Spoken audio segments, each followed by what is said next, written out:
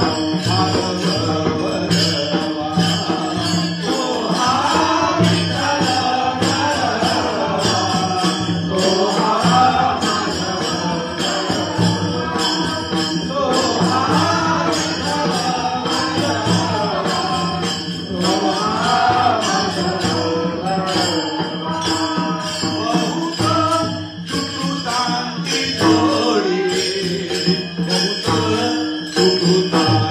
you.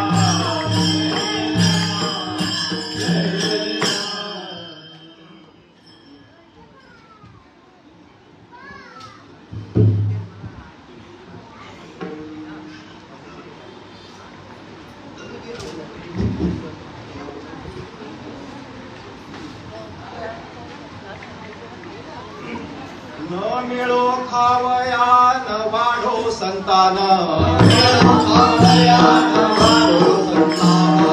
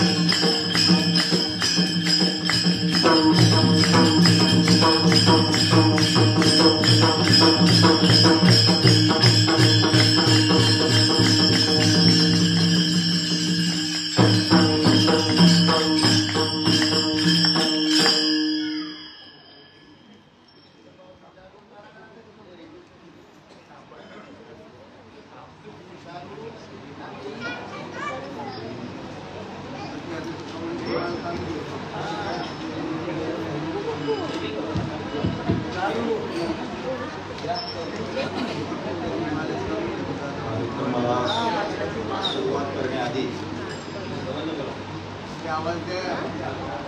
बोला बोला हरे राम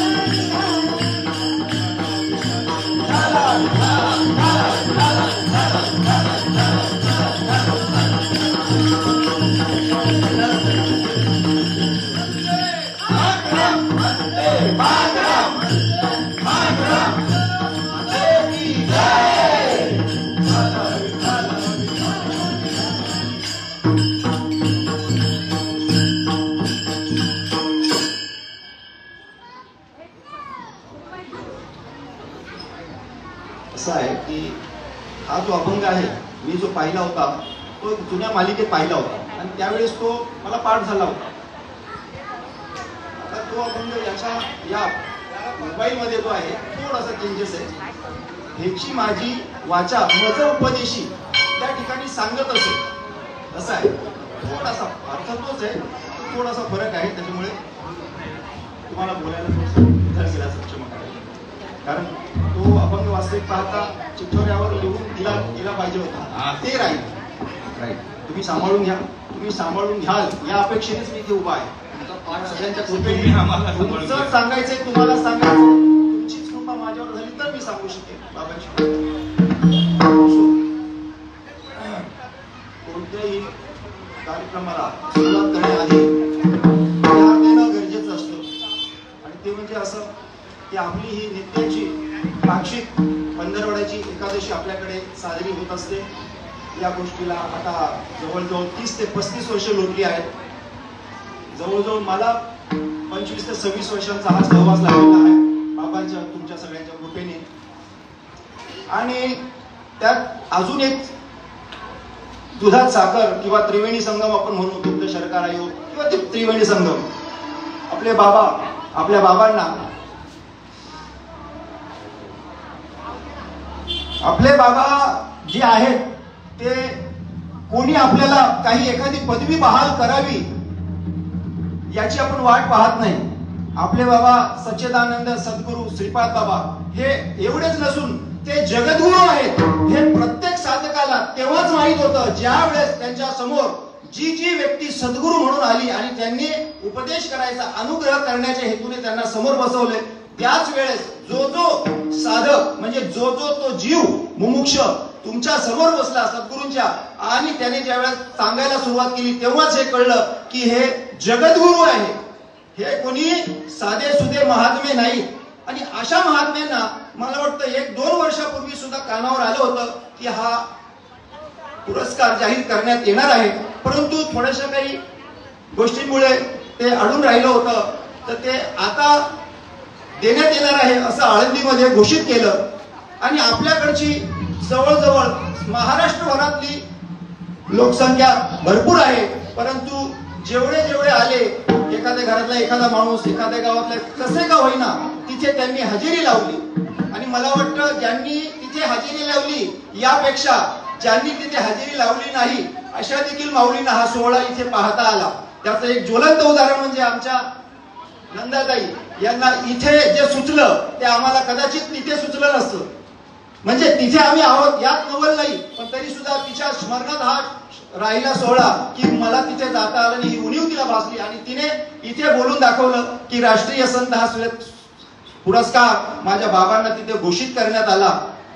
अत्यंत आनंदाची गोष्ट आहे. परंतु थोडस असं वाटतं की हा तिथे आंतरराष्ट्रीय विराट संत संमेलन असा सोहळा होता आणि आंतरराष्ट्रीय काय म्हणावं किंवा राष्ट्रीय काय म्हणावं त्या मानाने पब्लिक थोडी कमी होती. आपल्या साधकाच्या दृष्टीने म्हणायचं तर प्रत्येक साधक निघायला हवा किंवा 100% नाही तर 50% तरी, पण असो कोणाची काय अडचण कोणाला येतं नसेल आलं हरकत नाही. प्रत्येकाच्या अंतःकरणामध्ये बाबा आहेत आणि जगद्गुरू विश्वव्यापक या रूपाने आपले बाबा आहेत. ते काही कोणी एखादी पदवी द्यावी आणि तरच बाबा असं काही नाही. असो बाबांच्या कृपेने हा ज्या अभंगाला आता मी सुरुवात करत आहे तो तुकाराम महाराजांनी आधी सोडून ठेवलेला आहे.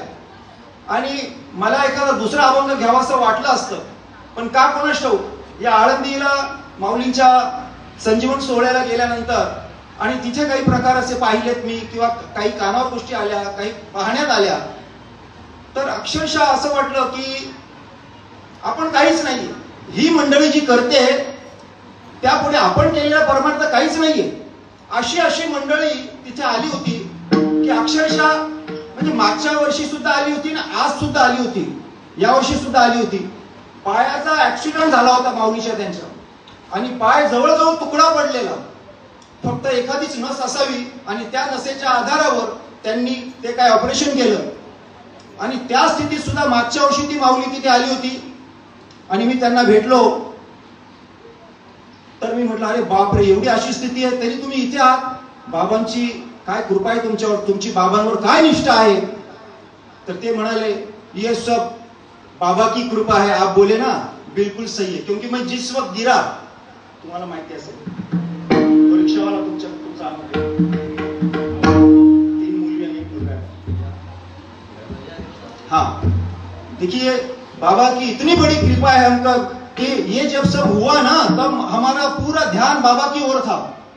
गेलं तर म्हणे आता हे मी तुला सांगतोय. तर म्हणे कसं काय.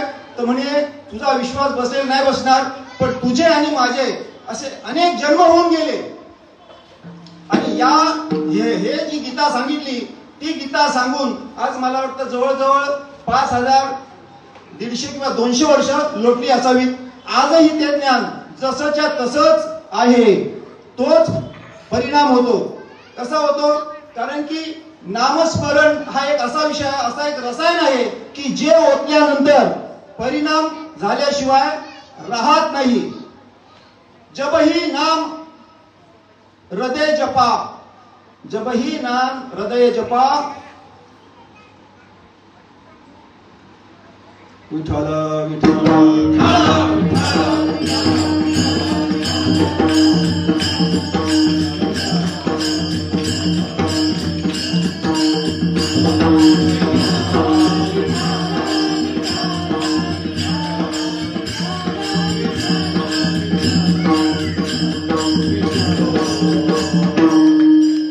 हे नामस्मरण कबीर महाराज सांगतात की असं आहे, एखादी गंजी असावी, एखादी गवताची गंजी असावी आणि त्या गंजीवर ठिणगी पडावी. पूर्ण अग्नी मिळे समरस झाले तैसे नामे केले जपता हरी. असं त्यांना म्हणायचं आहे की जबही नाम हृदय धरा, भया पाप का नाश, मानो चिनगारी आग की पडी पुरानी घास. गवत जर आताच नवीन असेल तर एखाद वेळेला जरा सावकाश जळतं, पण तेच जर जुनं असेल तर पटकन जळतं. म्हणजे इतक्या लवकर या नामस्मरणाने किती लवकर परिणाम होतो सांगितलं तर तुमचं अनंत जन्मी, अनंत कर्मी, अनंत योनीचं जे पाप आहे ते क्षणार्धामध्ये जळून भस्म होतं. म्हणजे ही जी गीता सांगितली अर्जुनाला, त्या गीतेचं महत्व कसं सांगितलंय. हे गीता नाम विख्यात सर्व वाङ्मयाचे मथित आणि आत्मा जने हस्तगत रत्न होय. या गीतेमध्ये काय आहे तर हे नाम कशा पद्धतीने सांगितलं आहे तर ते विख्यात आहे, पण ते कसं आहे तरी सुद्धा काय आहे गुपित आहे सांगितलं आहे. आधीच जन उद्धट त्या गुह्य करू नये प्रगट, मोडतील भक्तीच्या वाटा संत जन कोपतील, म्हणे निवृत्ती ज्ञाना मुक्ताईची आण. पुढे काय तुम्हाला माहित आहे. म्हणजे कोणी म्हणतं असं पुढे जास्त बोलायची गरज नाही, पण जे संतांनी वाढवून ठेवलं ते बोलायला हरकत नाही. मातृगमन घडेल, कारण हे नाम असं आहे की ज्या वेळेस तुम्हाला मिळतं तुमच्या पुरतच असावं. तुम्ही आवडती बायको आहे, आवडता मुलगा आहे, मित्र आहे, तुमचे कोणी सवंगडी असतील, नातेवाईक असतील, कोणालाही द्यायचं नाहीये. हे महादेवाने पार्वती मातेला सुद्धा कसं दिलंय, एकांतात दिलेले. एकांताचा विषय काय प्रमाण घेतलं तुम्ही. माझ्या गुरुने मला ग बाई, माझ्या गुरुने मला ग बाई एकांता, ज्ञानाची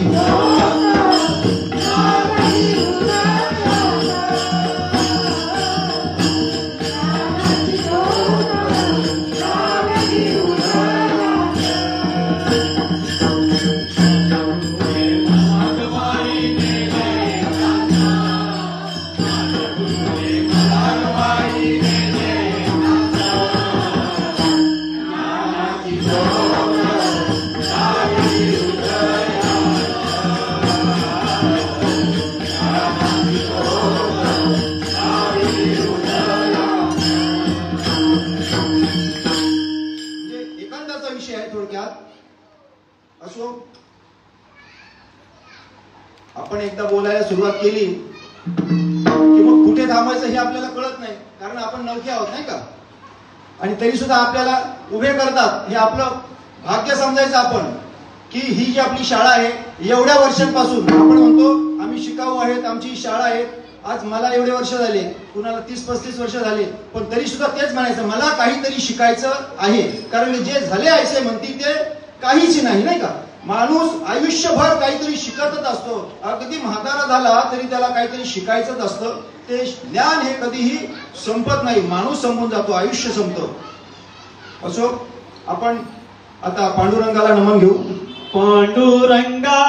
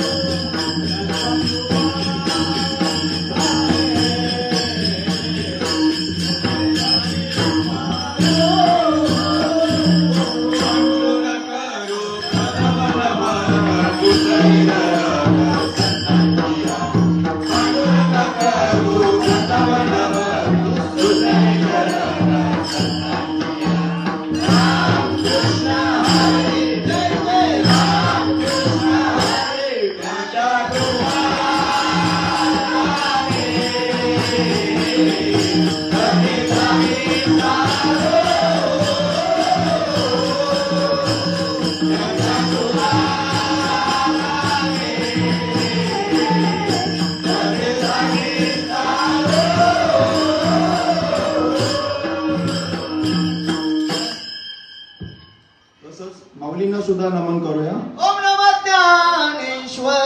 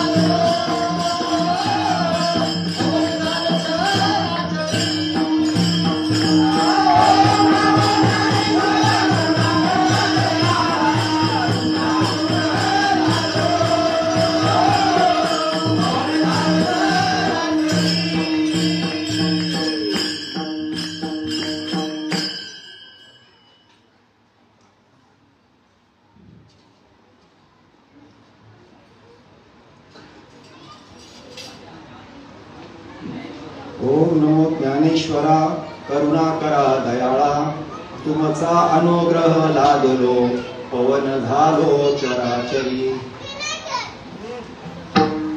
मी कळा कुसरी काहीच नेणो बोलतो वचने अति भाविक तुमचा अनुग्रह लादलो पवन झालो चराचरी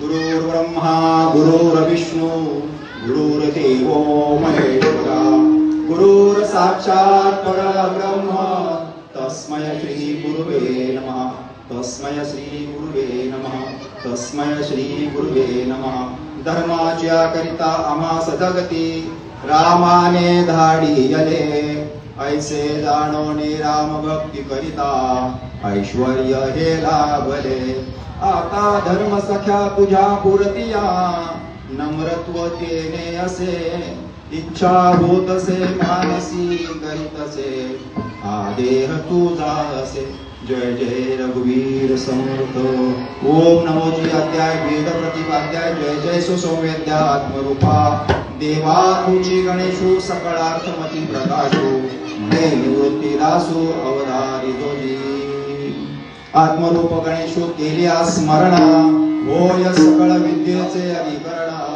केशी बंधू श्री चरणा श्री गुरुंचे श्रीपादनाथं गुरुराज वैर्यं मोक्ष नाम ध्यान ध्यान ऐक्य दक्षं गोटी क्षेत्रे निवासनं तं नमामि वेद विद्यां वरिष्ठं तं नमामि वेद विद्यां वरिष्ठं तं नमामि वेद विद्यां वरिष्ठं जयाच्या संगती विराग झाला मनोदरीचा जडभास गेला साक्षात परमात्मा भज भेट लीला विसरू कसा मी श्रीपाद पादुकांना विसरू कसा मी रामदास पादुकांना विसरू कसा मी नारायण पादुकांना विसरू कसा मी रोहिदास पादुकांना विसरू कसा मी नानाबाबा पादुकांना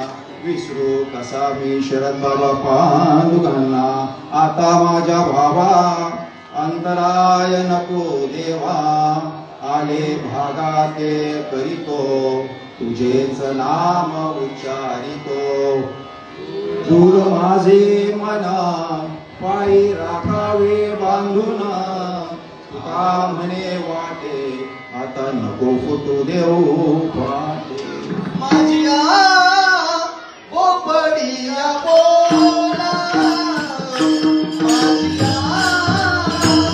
बोबडिया बोला माझी बोबडिया बोला माझी बोबडिया बोला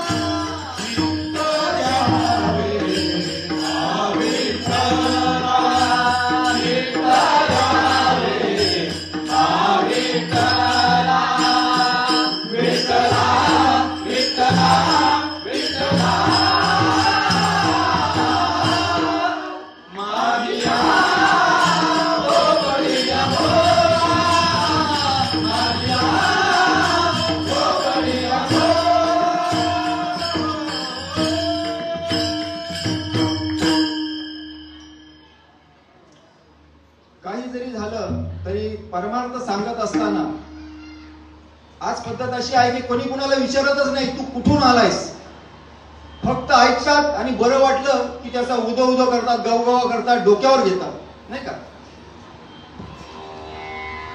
कबीर महाराज म्हणतात की तुकोबाराय पण म्हणतात की कसे वेडे लागले जनाला आणि देव म्हणती भणत्याला. कबीर महाराज म्हणतात की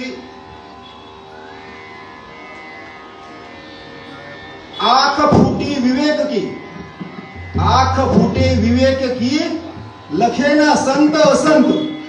आंख फुटी विवेक की, लखेना संत असंत। जिसके साथ 10-20 है उसको नाम महंत। म्हणजे फक्त मेजॉरिटी कॅरीज द पॉइंट, म्हणजे मेजॉरिटी आहे ज्याच्या मागे जास्तीत जास्त लोक आहेत त्याला हा खरं आहे किंवा याचं ज्ञान खरं आहे असं समजतात आणि त्याच्या मागे लागतात. अजिबात नाही. आपले भाऊजी नेहमी प्रमाण घेतात काय,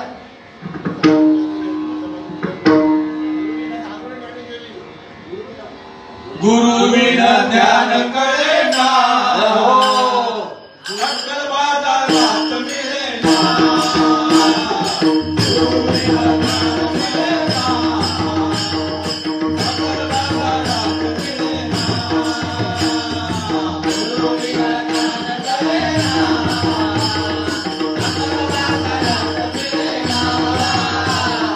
गुरु विना ज्ञान कळेना, अक्कल बाजारात मिळेना. गुरु विना ज्ञान कळेना, अक्कल बाजारात मिळेना.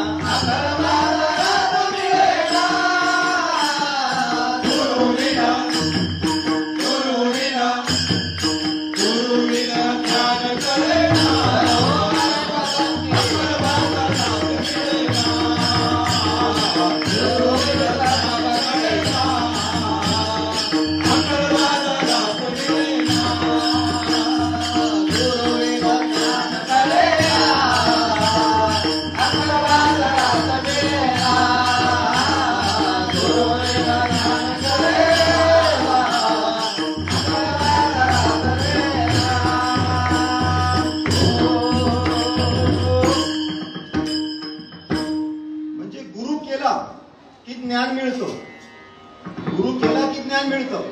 मग प्रत्येकाने आपापल्या परीने ज्याला ज्याला त्याला त्याचा फेवरेट कोणी असेल त्याला त्यांनी गुरु मानला आणि सुरुवात केली. पण अशाने भगवंताची प्राप्ती होती का? नाही, अजिबात नाही. कारण त्याला संत मान्यताच नाहीये. आज ज्यांची जयंती आहे, ज्या गीता मातेची जयंती आहे, त्या गीतेचं जर ज्ञान वाटलं गेलं, ते ज्ञान कसं आहे सांगितलं आणि त्या ज्ञानाला त्याला सुद्धा परंपरा आहे. परंपरेनुसार परंपरेला धरून जर नसेल तुमचा परमार्थ तर काहीच उपयोगाचा नाही. कारण तशा प्रकारचे जे संत आहेत आणि तिथून ते आलेले आहेत. भगवंताने सांगितलं, अर्जुना मी हे जे ज्ञान आहे आधी सूर्याला सांगितलं, त्याचा विश्वास बसेना, हरकत नाही.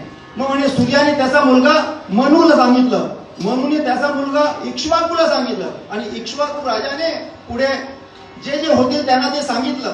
परंतु नंतर या ज्ञानावर काय हे ज्ञान लोपलं, म्हणजे कोणी एवढं करेन असं झालं आणि आजपर्यंत हे आहे. पण थोडस झाकळलं किंवा लोपलं म्हटलं तरी चालेल. परंतु आज तुझ्या योगाने हा योग सांगण्याचा मला योग आला आणि म्हणून आज मी तुला तू सांगतोय.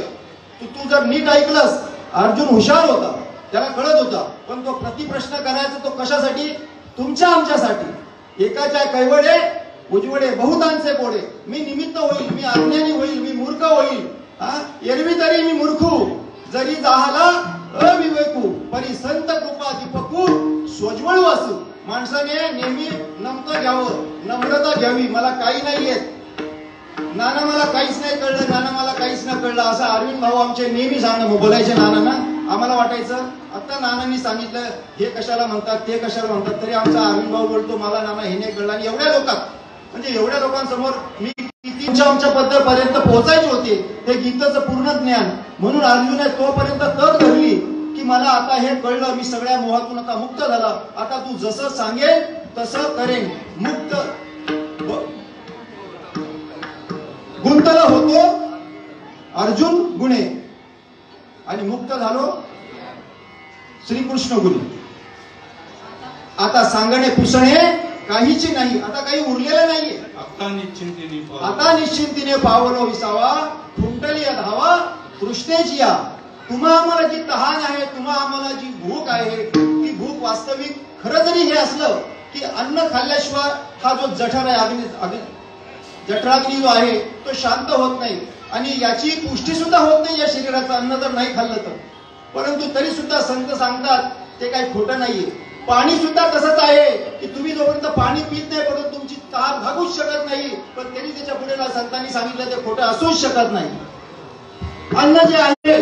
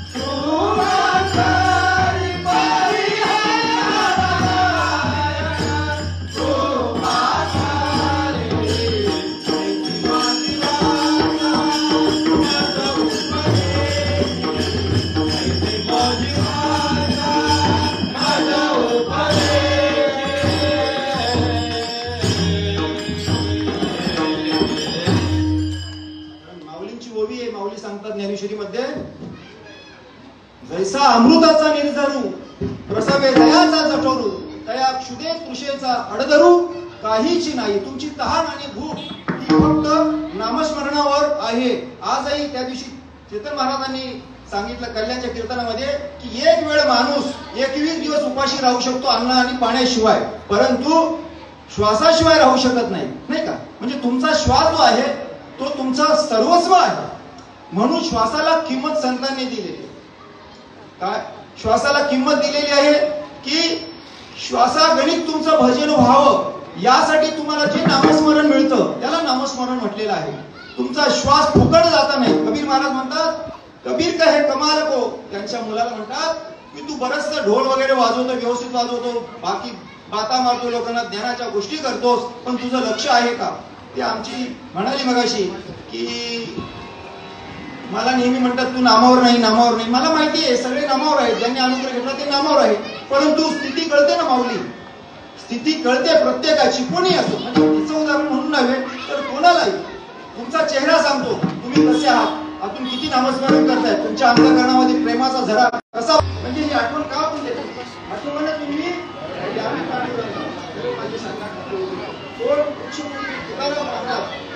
त्यांनी म्हणावं. म्हणजे कदाचित मला विचार करू शकतो याच्यामध्ये तरी यांनी बाकी काहीच नाही केलं. तुम्ही आम्ही तरी प्रपंच करतो, त्यांनी प्रपंच सुद्धा केला नाही तसं पाहायला गेलं तर, तरी सुद्धा ते म्हणतात कदाचित माझा प्रपंचाच्या गाड्यामध्ये जर विसर पडला तर तुम्ही आठवण करून द्या. आम्ही की झाडकी पत्ती दर्या में खसखस, नाही का. म्हणजे असं बोलून चालणार नाही, एकमेकाला टच करत राहावं. नामस्मरणाचा विषय काय चालू होता, जैसा अमृताचा निर्धरू प्रसवे जायचा जठू तया क्षुदे तृषेचा अडधरू काहीच नाही. मग हृदय प्रसन्न होय, मग हृदय प्रसन्न होय. तर दुःख कैसे की आहे तुमचं अंतकरण आहे. नारायण दादा नेहमी म्हणतात की शास्त्र कृपा आत्मप्रचिती नाही, कृपेबद्दल तुम्ही म्हणत असाल. शास्त्र कृपा, गुरु कृपा, भगवंताची कृपा, हो, संतांची कृपा, शास्त्राची कृपा आणि आपल्या पूर्वजांची कृपा आणि स्वतःच्या अंतःकरणाची कृपा ती अत्यंत महत्वाची. मला हे सगळं इथे आणून म्हणतो की अंतःकरण कृपा फार गरजेची आहे. तुमचं मन जे आहे ना, तुमचं जे अंतःकरण आहे ना, ते जर प्रसन्न असेल तर तुम्हाला कसलीच भीती वाटत नाही, कसलीच कमतरता वाटत नाही. दुःख, दारिद्र्य, आपत्ती, विपत्ती कसलंही भान राहत नाही. म्हणून सांगितलं हरीचे कीर्तन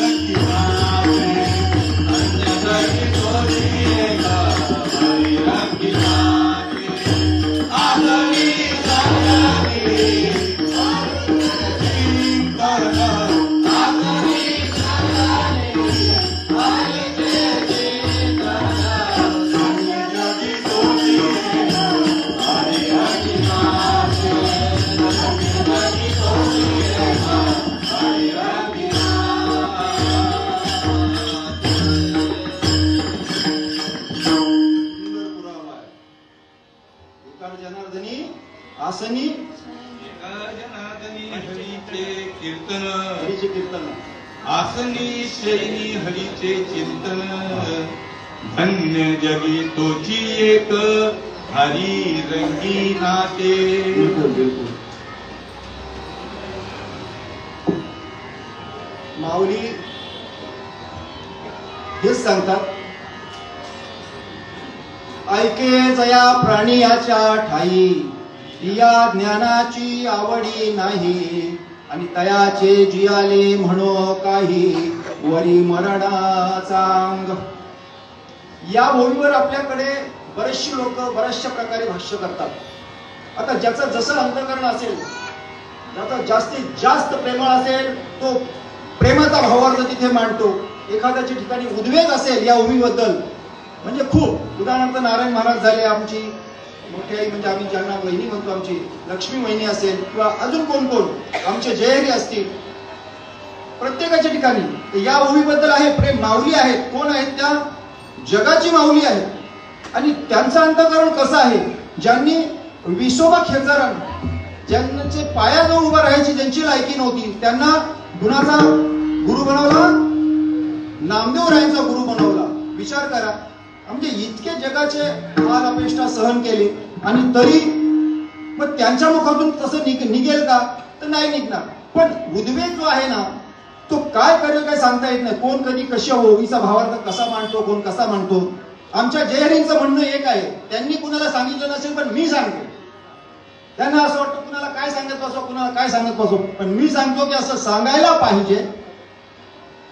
कदाचित थोडस मागे पुढे करून घेतील आणि मग तो अर्थ पुढे कसा आपण मांडू. पण त्यांचं म्हणणं बरोबर आहे की तुम्ही जितके प्रेमळ असाल तितके तुमच्या मुखातून प्रेमाचीच भाषा कळेल.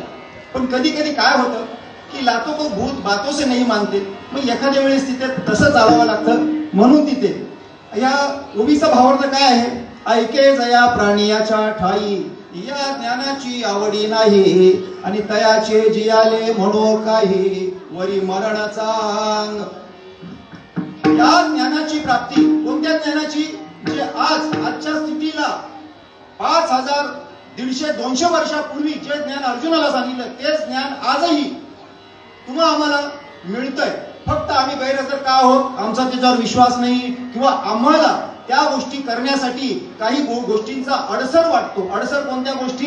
तर तुमचं आमचं व्यसनी राहणं फार गरजेचं आहे. नको तो जो आहार आहे, नको तो आहार आहे. कोणता नको तो आहार? तर आपला जो आहार नाही तो नको तो आहार. आमचे भाऊजी नेहमी सांगतात, ज्यांना सुलं आहेत, म्हणजे कुत्रे, मांजरी, वाघ, सिंह यांना काय सुलं आहे, त्यांचं ते खाणं आहे. कारण की ती जसं पकडतात, झडप टाकतात, तसेच ते खातात. शिजवून मीठ मसाला लावून खात नाही. तुम्ही जर तसेच खात असाल तर ठीक आहे, नाही का? किंवा त्यांचं जे खाणं पिणं आहे ते कसं आहे तर सांगितलं, मद्यप्राशन वगैरे हे आपलं नाहीये, ते राक्षसी वृत्तींचं खाणं आहे. मग तुम्ही आम्ही सिद्ध करतो की आम्ही कोणत्या वृत्तीचे आहोत. ही वृत्ती तुमची आमची नाही. रज, तम, सत्व ह्या 3 गुणांचा जो मेळ आहे तो कसा घातलाय की राजसी, मानसी, राजसी आणि तामसी आणि सात्विक. सात्विकला जास्त महत्व दिलेलं आहे. पण तरी सुद्धा शुद्ध सात्विक या परमार्थात जर यायचं असेल त्याला शुद्ध सात्विकाची गरज सांगितलंय. कारण रज, तम, सत्व आहे ज्याच्या अंगी, याच गुणी जगी वाया गेला. पाप आणि पुण्याचं सुद्धा तसंच आहे. कोणी म्हणतो मी पुण्यच केलंय. अरे पुण्य पण घाल चुलीत आणि पाप पण घाल चुलीत. कारण पुण्य जर केलं असेल तर स्वर्गापर्यंत जाईल. स्वर्गीची अमर इच्छित अति देवा, मृत्यूलोकी व्हावा जन्म आम्हा, नारायण नामे होवी जीवनमुक्त, आणि कीर्तने आनंद गाऊ गीत. पुन्हा इथंच. पण त्यांना आता ते शक्य नाही. त्यांना कळला नरदेहाचं महत्व त्यांना कळलं, पण नरदेह त्यांना मिळाला नाही. तुम्हा आम्हाला नरदेह मिळाला, पण आम्ही ते करायला मागत नाही. आणि हे बिचारे 4, 5, 6 पायांचे जे आहेत त्यांना कळतही नाही आणि वळतही नाही. पशु काय जाणती पाप आणि पुण्य, ते तर उत्तम मध्यम भोगती. याच तेही घडे देवाचे भजन, इतरांच्या ठाई हा विचाराची नाही. पक्ष्यांना, पशूंना काहीच कळत नाही, पण त्यांना एक कळतं, नियम त्यांना कळतो. आता सध्या या योनीत नसल्या कारणाने त्यांना ते कळत नाही. तुम्ही आम्ही सुद्धा होतो त्यावेळेस आपल्यालाही कळत नव्हती, नाही का?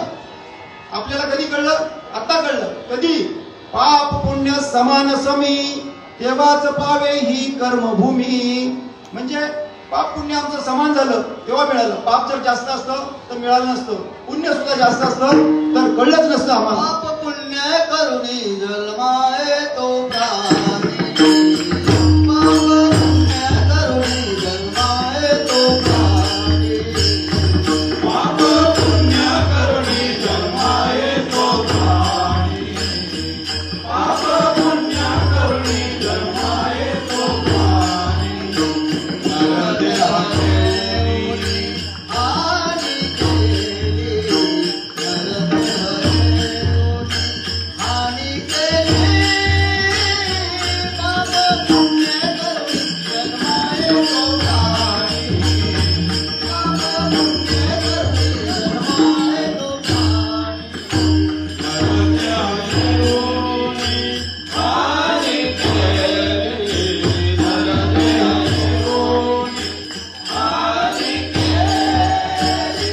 पाप पुण्य करुणी जन्माये तो प्राणी, पाप पुण्य करुणी जन्माये तो प्राणी.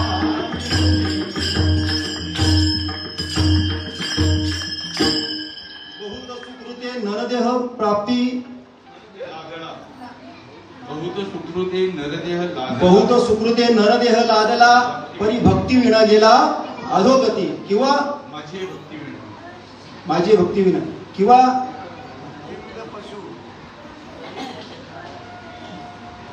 तरीच जन्मा यावे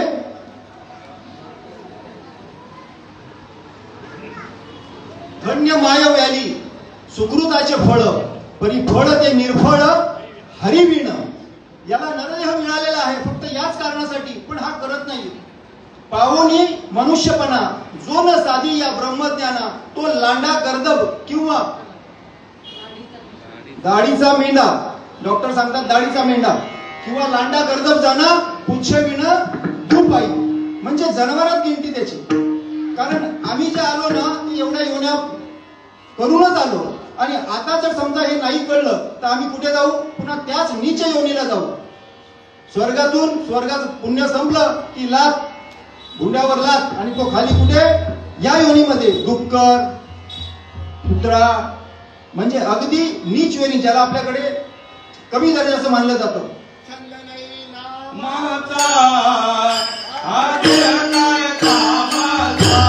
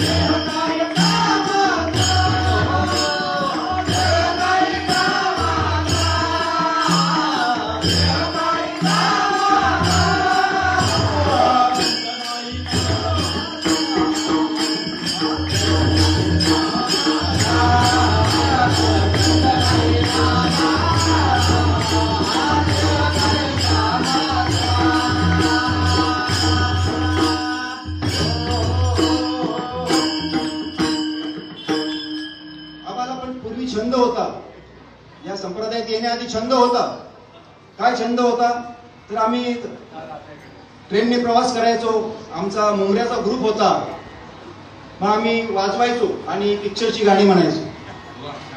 आणि एक दिवशी आमच्या डब्याचे भजन चालायचं. एरवी आम्ही तिकडे बघायचो पण नाही कधी. पण ज्या दिवशी आमचे 2-4 गायक नव्हते त्यावेळेस मग आम्ही जरा शांत बसलो. नाही बजाने का चढत. आणि मग तिकडे जाऊन बसलो आम्ही. का कोणाच ठाऊक. त्या ग्रुपमध्ये जाऊन बसलो तर ते बुवा लोक म्हणाले, आज खूप बरं वाटलं तुम्ही लोक आला तिथे बसलात. म्हणजे ते छंदी होते. त्यांना छंद होता नामाचा, भगवंताचा. नामाचा होता की नाही माहित नाही, नाम त्यांना मिळालं होतं की माहित नाही, पण ते भजन गात होते. ते असं वाटत होते आपल्यापेक्षा उच्च आहेत, सर्वश्रेष्ठ आहेत वगैरे वगैरे सगळं. त्यांना आम्ही म्हटलं की आज खूप बरं वाटलं तुमच्याकडे बसलो. ते म्हणजे रोज बसत जा की, रोज बसत जा. या असं बाहेर उभं राहून तुम्हाला त्रास आहे, उद्या काय होऊ शकतं. आणि जी तुम्ही गाणी गाता त्याच्यातही परमार्थच आहे, प्रश्न नाही. त्यावेळेस आम्ही अताउल्ला खानची गाणी गायचो. अताउल्ला खानची अजून दुसरी कोणती त्याच्यामध्ये मर्म असायचं, पण ते कुठं त्यावेळेस कळत होतं. हे म्हणाले प्रसाद जा म्हणून. मी 2-4 दिवस बसलो, असं वाटलं ते. पण 2-4 दिवसामध्ये झालं काय, 2-4 दिवसामध्ये त्या बुवांच्या बदल्या झाल्या पुन्हा कोणाचे काय, मग पुन्हा ती लोक तो ग्रुप केला. म्हणजे छंद त्यांना होता, पण तो छंद आम्हाला टिकला का असं वाटलं. हे छंद आपल्या कामाचा आहे, पण टिकला का, आणि स्वतःला छंद लागलेला नाही. पण पांडुरंगाची कृपा झाली, सद्गुरुरायांची कृपा झाली की त्यांनी मला, माझी किती पर्सेंटेज होतं माझं भक्तीचं मला माहित नाही, पण त्यांनी अक्षरशः मला दिव्यात आणून सोडलं. अशा दिव्यामध्ये आणून सोडलं की अक्षरशः फक्त नावाचा दिवा नसून तिथे ज्ञानाची ज्योत ही प्रज्वलित केली जाते. आणि इथे आल्यानंतर मी ज्या चाळीमध्ये राहत होतो तिथे मला रेडिओ दिला एका मित्राने, म्हणाला हे तू ऐकत जा सकाळी ही भक्तिगीतं वगैरे. अरे बापरे म्हटलं. आणि सकाळ सकाळ ते भावगीत भक्तिगीत अमृताचं लागलं होतं. अमृताहुनी गोड नाम तुझे देवा, मन माझे केशवा काबा न घे. आणि ते गुणगुणत मी असं बाहेर आलो चहा प्यायला. तेव्हा तुकाराम महाराज नव्हते, दुसरे होते. दुसरे कोण होते. मग तिथे आम्ही चहा पित जय महाराजांची भेट झाली. जय महाराजांनी सांगितलं अरे फार सुंदर गाता तुम्ही. मी म्हटलं हा माणूस मला चण्याच्या झाडावर चढवीन आणि कुठेतरी गुंतवीन.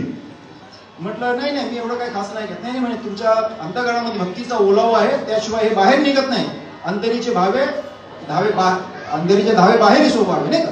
म्हणजे ग्लासमध्ये जर थंड पाणी असेल तर बाहेर कळतं थंड पाणी आहे, गरम असेल तर वरी वाफा निघतात, म्हणजे निघत असतो कळतं.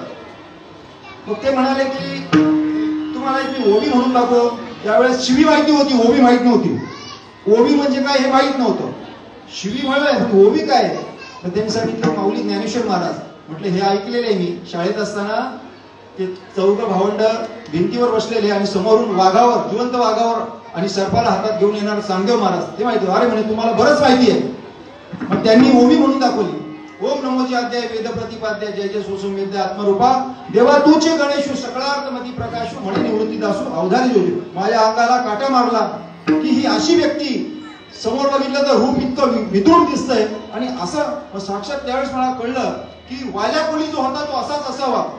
म्हणजे अंतरामध्ये जे ज्ञान आहे ते तुम्हाला कळत नाही, त्यासाठी तुम्हाला तो छंद असावा लागतो. आणि तो छंद तुमच्यामध्ये, तो छंद जोपासण्याचं काम कोण करतं, तर ती साधू संत करतात. मग साधू संतांनी ते कार्य तुमच्यासाठी करावं, यासाठी तुम्हाला काय करावं लागेल. घोड्याला तहान लागली किंवा तुम्हाला तहान लागली तर तुम्ही विहिरीपर्यंत किंवा घोड्याने विहिरीपर्यंत जाणं गरजेचं आहे. विहीर तुमच्यापर्यंत येणार नाही. पण एखाद वेळेला आली सुद्धा तर नेहमी ते अपेक्षित नाही ना. मग तुम्ही काय करायचं आहे की पदर धरायचा आहे. कुणाचा, आशियाचा पदर धरा.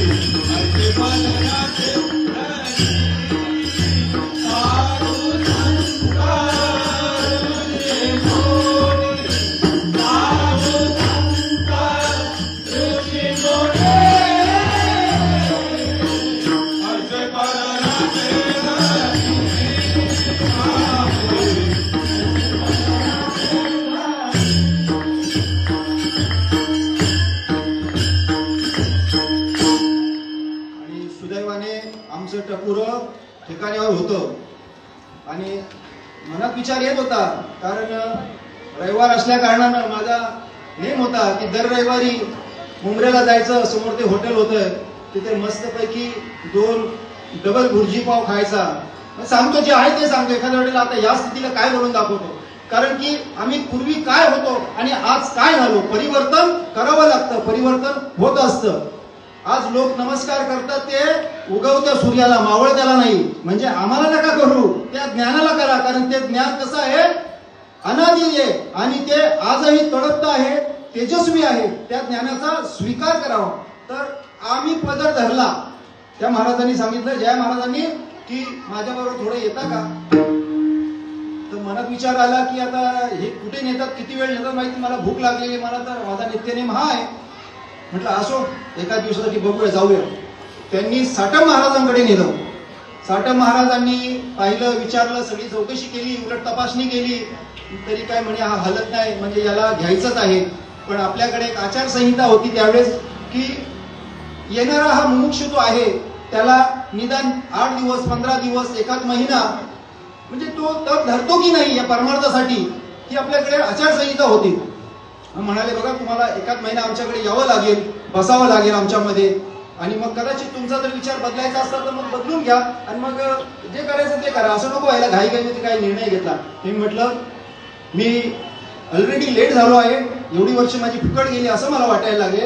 मग ते म्हणाले, आता काही खरं नाही. पण तरी सांगितले जया महाराजांना, तुम्ही धीर धरा ना. जया महाराज म्हणाले, हा असं कुठं होईल का, धीर धरा म्हणून.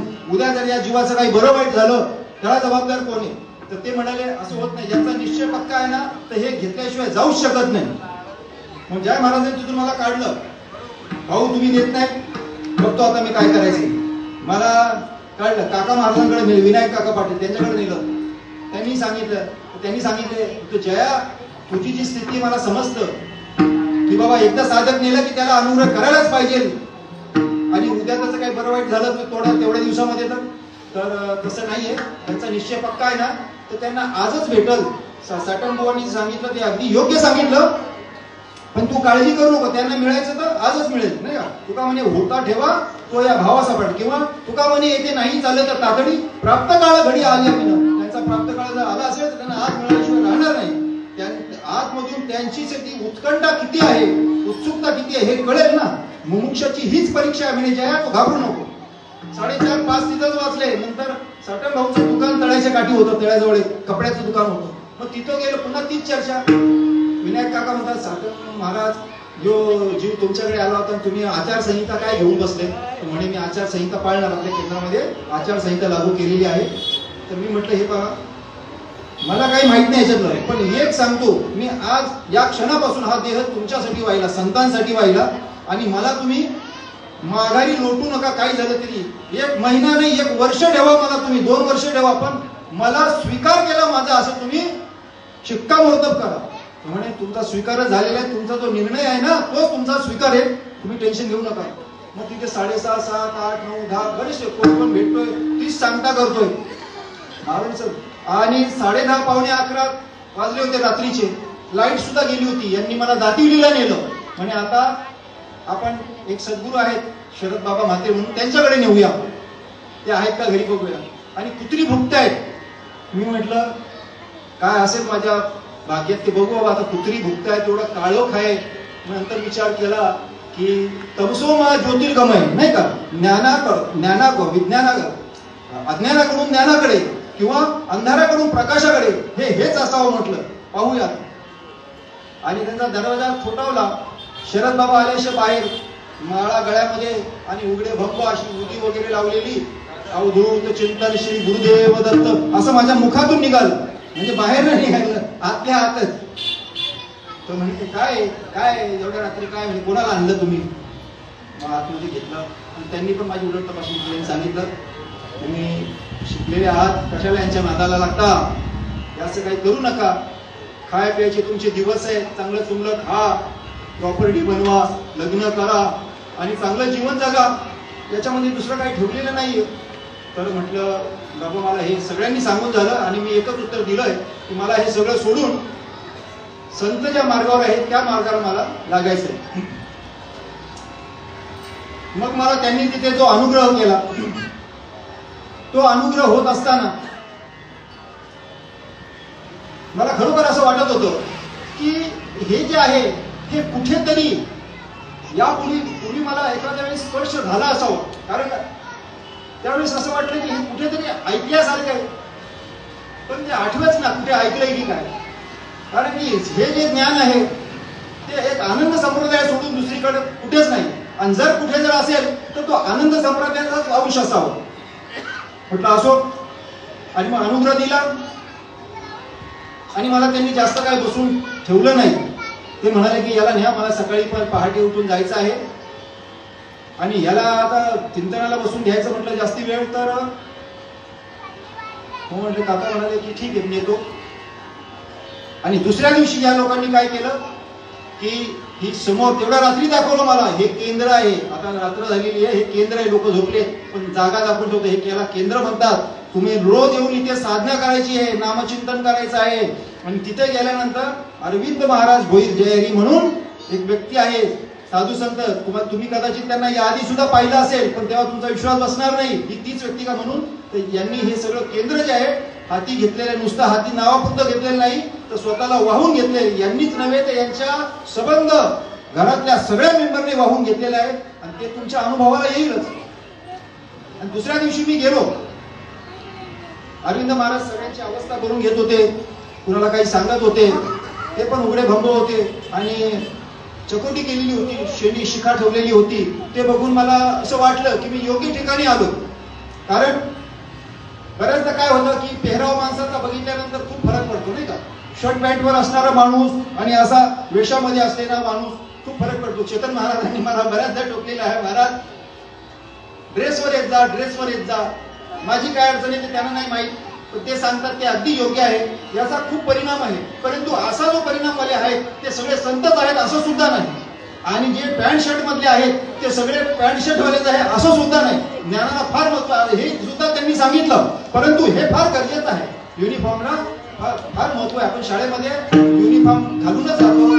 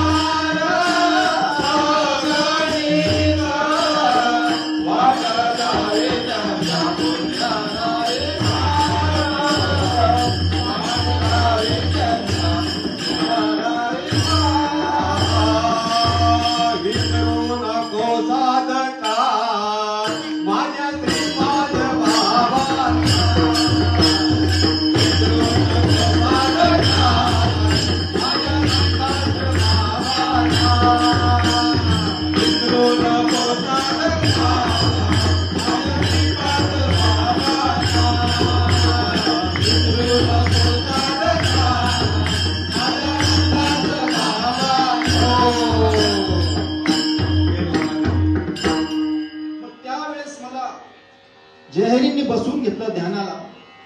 आणि ज्यावेळेस मी ध्यानाला बसलो त्यावेळेस माझी जी स्थिती झाली ती स्थिती म्हणजे अशी झाली की मला असं वाटलं मी विमानाने प्रवास करतोय. मला असं वाटायला लागलं कुठेतरी एकदम खोल दरीमध्ये गेलोय. वेगवेगळे असे अनुभव यायला लागले आणि अंग कापायला लागलं.